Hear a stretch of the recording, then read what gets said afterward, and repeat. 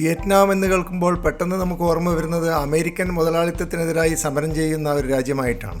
എന്നാൽ ആധുനിക Vietnam American മുതലാളിത്തവുമായി പൊരുത്തപ്പെടുകയും ആ ജീവിതശൈലി സ്വീകരിക്കുകയും ചെയ്ത ഒരു രാഷ്ട്രമാണ്. പണ്ട് അമേരിക്ക നടത്തിയ ക്രൂരകൃത്യങ്ങൾ വിയറ്റ്നാമിലെ ജനങ്ങൾ സാമ്പത്തിക പുരോഗതിക്ക് വേണ്ടി മറന്നു കഴിഞ്ഞിരിക്കുന്നു. ഇപ്പോൾ ചെറുപ്പക്കാരും വ്യാവസായികവൽക്കരണം ഇഷ്ടപ്പെടുന്ന സാമ്പത്തിക പുരോഗതിയിൽ മാത്രം ലക്ഷ്യമുള്ള ഒരു ജനതയാണ് വിയറ്റ്നാമിൽ താമസിക്കുന്നത്. കേരളത്തിൻ്റെ 9 ഇരട്ടി വലിപ്പമുള്ള ഈ രാജ്യത്തിൽ 10 കോടി ജനങ്ങൾ താമസിക്കുന്നു. പണ്ടുകാലത്ത് വിയറ്റ്നാമിൽ രാജഭരണമായിരുന്നു. പിന്നീട് കമ്മ്യൂണിസ്റ്റ് ഭരണം വന്നു. കമ്മ്യൂണിസ്റ്റ് ഭരണത്തിൻ്റെ തള്ളിക്കയറ്റലിൽ വിയറ്റ്നാം ഒറ്റ രാജ്യമായി മാറി. 4 തവണയെങ്കിലും ചൈന വിയറ്റ്നാം ആക്രമിക്കുകയും കീഴ്പ്പെടുത്തുകയും ചെയ്തിട്ടുണ്ട്. എങ്കിലും ചൈനയെ പോലെയുള്ള വിദേശ രാജ്യങ്ങളെ ചെറുത്തു നിൽക്കുവാൻ വിയറ്റ്നാം ജനതയുടെ ദേശീയബോധത്തിന് കഴിഞ്ഞു.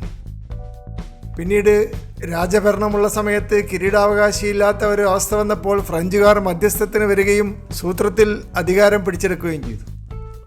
ഫ്രഞ്ചുകാരെ പുറത്താക്കുവാനും വിയറ്റ്നാമിലെ ജനങ്ങളുടെ ദേശീയബോധത്തിന് എളുപ്പത്തിൽ സാധിച്ചു. പക്ഷേ അവർ വീണ്ടും വരികയും വിയറ്റ്നാംകാർ അവരെ ഒരിക്കൽ കൂടി പുറത്താക്കുകയും ചെയ്തു.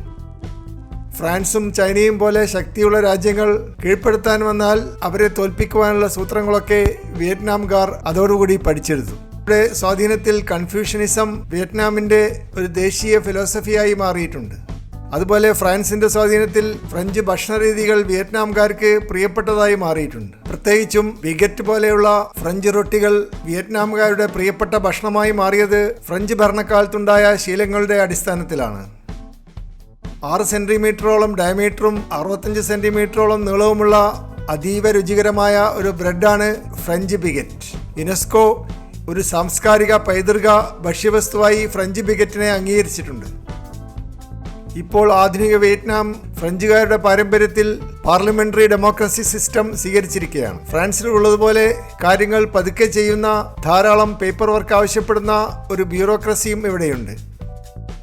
അമേരിക്കയിലെ ഒരു സർക്കാർ ഓഫീസിൽ രാവിലെ 10 മണിക്ക് ഒരു കാര്യം ആവശ്യപ്പെട്ട് ചെന്നാൽ 10:20 ആകുമ്പോൾ നിങ്ങൾക്ക് ആ കടലാസും കൊണ്ട് പുറത്തേക്ക് പോകുവാൻ പറ്റും.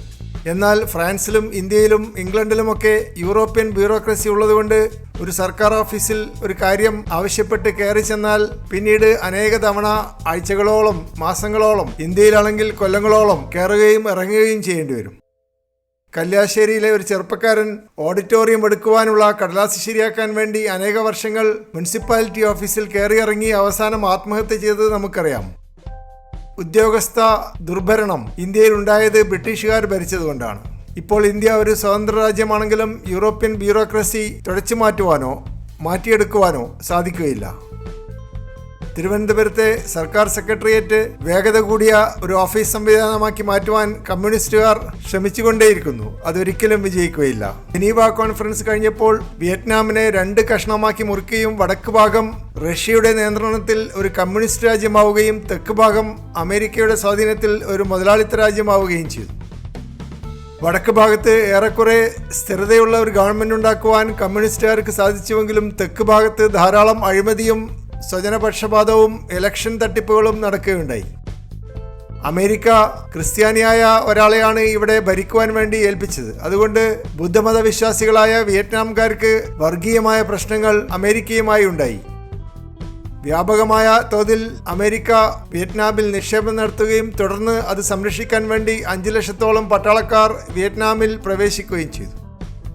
എന്നാൽ ഫ്രഞ്ചുകാരെയും ചൈനക്കാരെയും തുരത്തിയ പാരമ്പര്യമുള്ള വിയറ്റ്നാംകാർക്ക് അമേരിക്കയെ തോൽപ്പിക്കുവാൻ എളുപ്പത്തിൽ കഴിഞ്ഞു.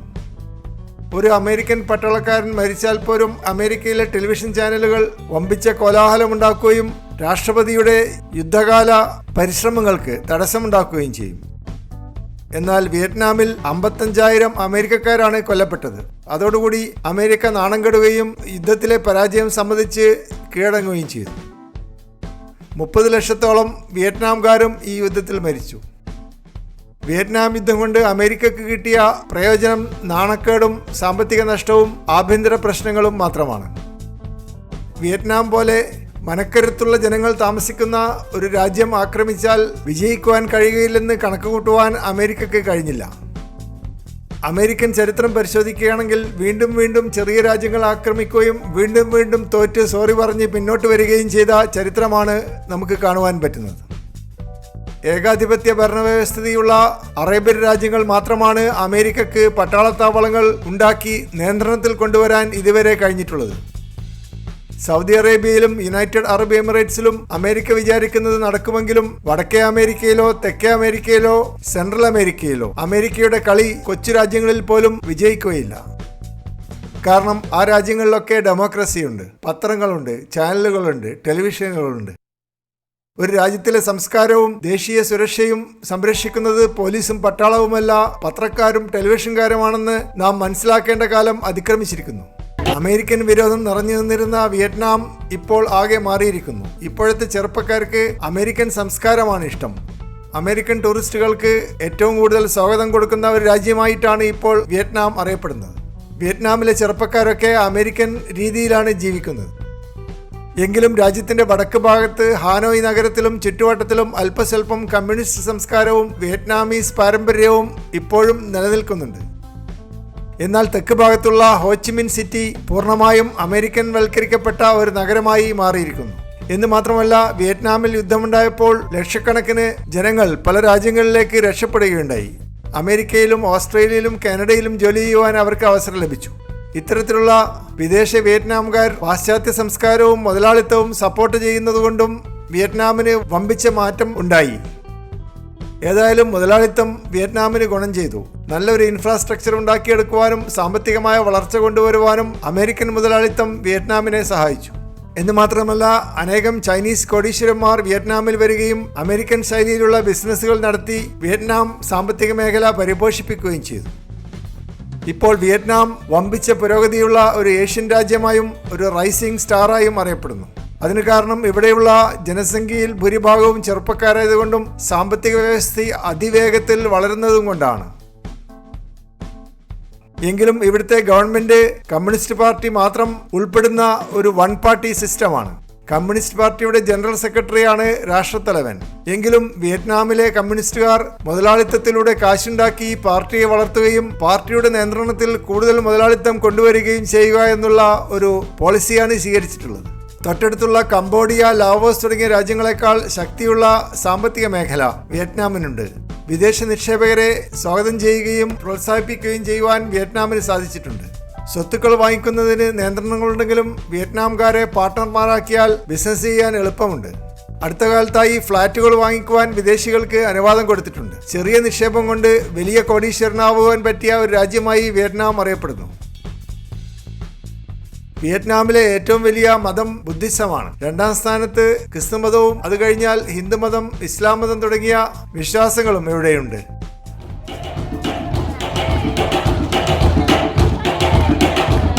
വിയറ്റ്നാമിലെ ഏറ്റവും വലിയ നഗരമായ ഹോച്ചിമിൻ സിറ്റിയിൽ 89 ലക്ഷം ജനങ്ങൾ താമസിക്കുന്നു. 48 വർഷം മുമ്പ് യുദ്ധം അവസാനിച്ചപ്പോൾ ഈ നഗരത്തിന്റെ പഴയ പേരായ സൈഗൺ ഉപേക്ഷിക്കുകയും ഹോച്ചിമിൻ സിറ്റി എന്ന പുതിയ പേര് സ്വീകരിക്കുകയും ചെയ്തു.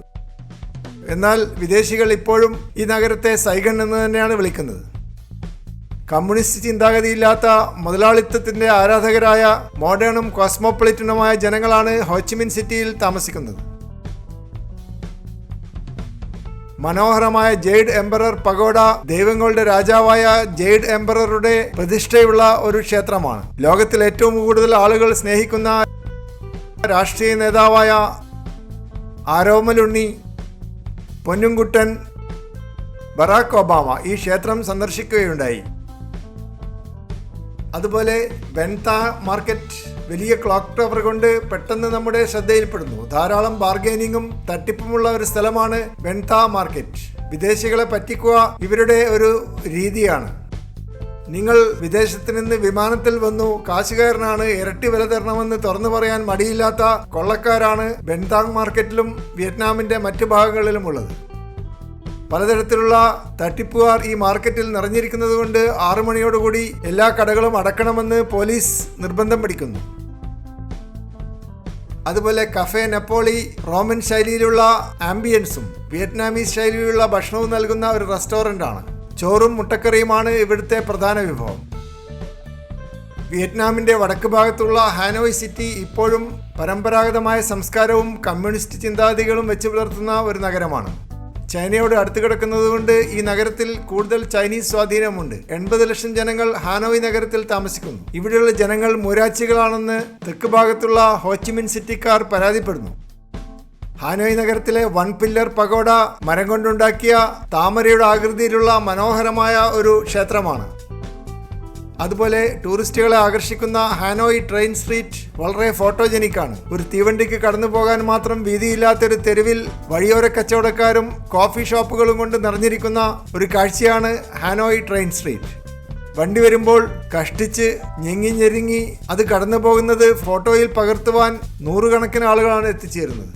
മികച്ച ഭക്ഷണം ലഭിക്കുന്ന ഒരു രാജ്യമായും വിയറ്റ്നാം അറിയപ്പെടുന്നു. ഫിഷും സോയാ സോസും ലെമൺ ഗ്രാസും ജിഞ്ചറുമാണ് പ്രധാനപ്പെട്ട ഇൻഗ്രീഡിയൻസ്. ഫ്രഷ് ആയിട്ടുള്ള ഭക്ഷ്യവസ്തുക്കൾ മാത്രമേ കുക്കിങ്ങിന് ഉപയോഗിക്കുകയുള്ളൂ എന്ന് നിർബന്ധം പിടിക്കുന്നതുകൊണ്ട് ലോകത്തിൽ ഏറ്റവും ആരോഗ്യത്തിന് ഗുണകരമായ ഭക്ഷണ സംസ്കാരം വിയറ്റ്നാമിലാണ് ഉള്ളതെന്ന് ഡോക്ടർമാർ പറയുന്നു. മികച്ച ഒരു സ്ട്രീറ്റ് ഫുഡ് കൾച്ചറും ഇവിടെയുണ്ട്. 40 ഐറ്റംസ് മിക്കവാറും എല്ലാ കടകളിലും ഓഫർ ചെയ്യുന്നു. വിയറ്റ്നാമിലെ ഏറ്റവും കൂടുതൽ പേരെടുത്ത വിഭവം ഗോയ് കൂൺ ആണ്.